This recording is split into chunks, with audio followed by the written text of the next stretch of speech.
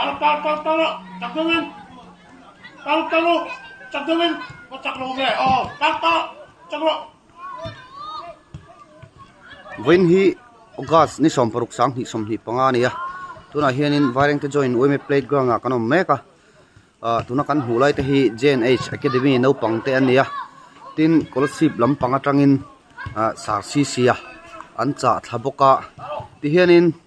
zingkara no pangte hi training kalpui thin ania voinia an training lai te video coverin kan bel chiang don ni ole tuna kan mulai mek te hi JNH Academy no pangte ania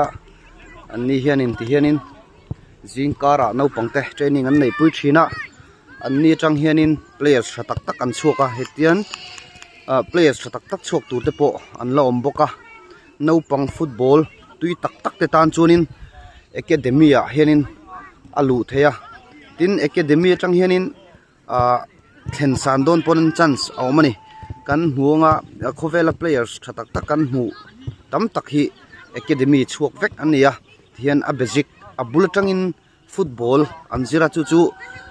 an thanlen puya ma an son pui em thinani ti chuanin scholarship lampanga tangin coach voini hianin an cha thla sar cc a nakina biang na te toite kan neinga tin no pang kum kuwa kum riat mi ve lek lek in ti hianin training zingkara pushing te an zirra ni receiving te chuwang chunin academy a kaltan chunin nge mason all don ni tuna po hianin no pang tha tak tak mani po tournament kan siama no pang football thiam tak tak wareng te hianin an lo om teu to henga huina kina chunin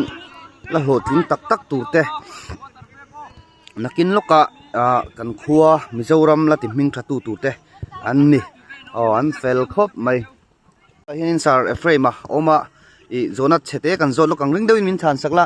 I no pangte hi eng academy te nge in nia I kar khata vo eng zat nge training te hin nei pui thin keni hi JNH football academy ania kan chu an academy kung chu I kar khata hian voili school an kala wang hian voili chuan school an chola ping kan kaltir boka thotan ni kan kala ni lai ni kan kala chuan I zirtop ni le indin ni kan kala chuan I sarkar chol school chol om chuan chuini a chu kan kal ani le tuna hianin I no pang engzat nge en kol line nei hi a hriat mai them thun chu ron join kan academy mi thoron la ron kal to hri lo pase a discipline a that wanga le hei I improve ve dewa wang han ron join tura kan som yen no ve lol bo mo vel alien la panga yen no ma so ka chuan mi som thum panga vel kan niang ani le fee hi entin nge in ti dan hi min hrile them registration this register na hi somnga kan la chuan amun li fi ang song kan la amun li fi hi zathumania tun tha tang hian course ang join kan kal tan to na course ru tharuk kan kal puyanga chu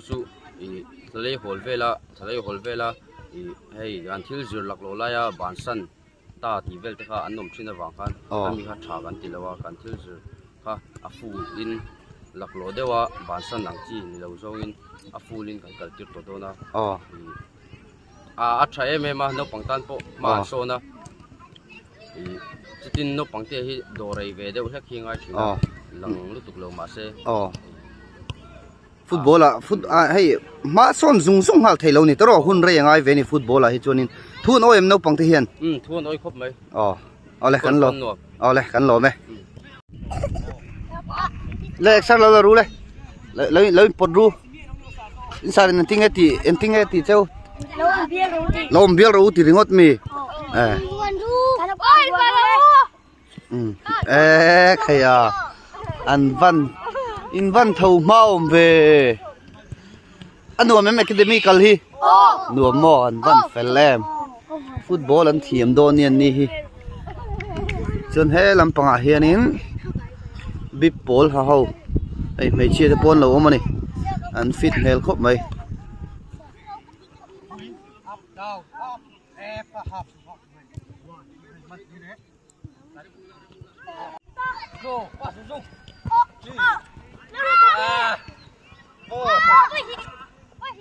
oh sarsi sia voinia vaireng te a gen h academy te training i ron nei puya alom om hle maya heng academy no pangti hianin eng tiang chin nge i hlotlin na kong an nei eng tiang chin nge an hlotlin na kong hi a in hon ti hi min thil them alo me hi tuna varing te training an nei ta kolashi pa hian tuna tlang puin kolashi pian reliance kan khel thin ta chuta chuan player ho hi an ron khel chho thei ta ni kolashi pa chumi reliance kan khela hian game season khatan game somni panga kan khela chumi game somni panga chang chum player thai kan select ta chumi player tha kan select chu district kan kal le china chumi district ayo chang chum player hi mi somni valian select le ta chumi chu mizoram ma kal le khuta chailan angina kala chumi chailan nei a chuan an lo khel that chuan mumbai a amuna nom china ni chumi amuna noma chuan engkim an nei le in jersey le zirna thlengin a thon vek nom to china lo boy pui to chumi chu akal dam phung le chumi tang puin hemi reliance kan khela hian player how abikin hemi player how bi hi nb ki mizoram level a jong an no ni lo thei to lo ta ju scholarship a reliance scholarship me lawa khodanga pon khela wa hian chumi nb kan lo ni na wang hian ke mani nge nge pui kan tanga thei to pan chua chumi phai om ngei tu chuan le chumi chu akal kong tang pui ni ka sei thei da ni mai ani le tuna hianin nangma hianin scholarship a hianin academy in ei bokatero ani chuanin i reliance a hianin nangma bi ki i scholarship district a hianin scout ini ti na ani mo ni ani chuanin enge wareng te nau pang hi i hmu dan mi lo hril wiring te no pang thei tu na tiang ka training ka ron nei puya an chalutuk lawa an chelutuk lawa azia viau ka ti ke ma chuan I hei tu na po I Gabriela le Michael te po I tiang scholarship a rong khe chauta amania poimo bera ka hil ke nge ka hil ve no panga po ka lo hil ve to a tumruna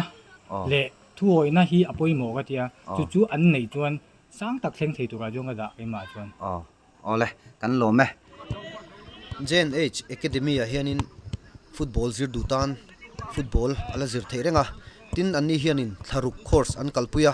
chumi hnuwa step by step in tikhan an kal chho thin ani tin gen h academy atang hianin nopang thatak tak an chuak meka tuna hianin michael ate gabriel ate joel ate phechu mizoram iowa lowin lan zak zak to tepo anni tin I academy le reliance hi an combination a tha ema chuwang chonin I nopang football thiam tak tak I football a tui tak tak te tan chuanin academy oma academy atanga asang jok I thlen angai ani una nopang fel tak tak te po hi nakina chuanin kan khuwa kan ram te hin thatu tu te an lani doni chuwang chonin eng konga po thil kan ti re reng chonin taimak poimo ma sabera chuwang chonin taima chu an hlotling thin ani Ê, uống chặt cái dây, đẹp mắt gió lông, đẹp mắt gió.